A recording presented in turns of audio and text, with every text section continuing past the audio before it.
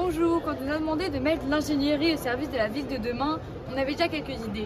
On a quand même demandé aux gens de nous dire leurs problématiques d'aujourd'hui. Je vous laisse avec les réponses.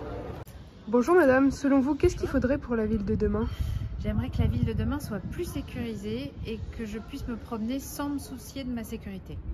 Je trouve que les éclairages publics, surtout nocturnes, ils servent à rien parce que ça sert à rien qu'ils restent allumés toute la nuit et en plus c'est une énorme perte d'énergie. Merci beaucoup pour vos réponses. Nous avons eu également l'occasion d'observer ce genre de problème et avons des idées de les rectifier pour la ville de demain.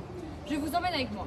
Nous avons décidé de nous attaquer à une des infrastructures les plus importantes de notre cité, les lampadaires. Notre projet s'appelle Lampi.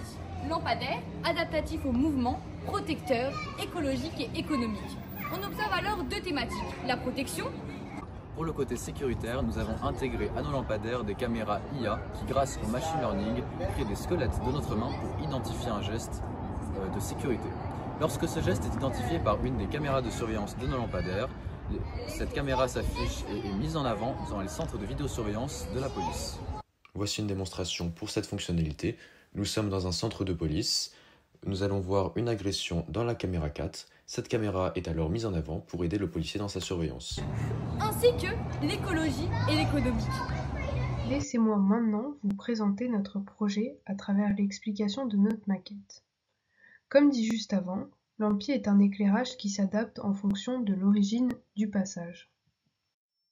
Si c'est un piéton ou un vélo qui passe, l'éclairage s'activera au maximum de sa puissance pour garantir une sécurité optimale. Si c'est une voiture qui passe, l'éclairage ne sera qu'à la moitié de sa puissance car la voiture possède déjà des phares. Enfin, après le passage détecté, si aucun autre mouvement n'est détecté ensuite, l'éclairage s'éteindra au bout d'un certain temps. Le temps ici, sur notre maquette, est alors fixé à 10 secondes, mais il sera ensuite adaptable en fonction de la nature du passage et des besoins de la ville. Notre projet est aussi composé de caméras IA qui, grâce au machine learning, signalera un danger en cas de signal, préalablement défini, détecté.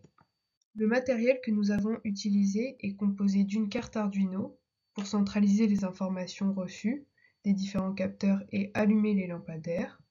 Elle est composée aussi d'un capteur à ultrasons qui permet alors de mesurer la distance entre l'usager et le capteur et ainsi définir la nature du passage. Et enfin, d'un phototransistor permettant au système de fonctionner uniquement quand la luminosité est trop faible. Merci pour votre écoute et rendez-vous à la finale.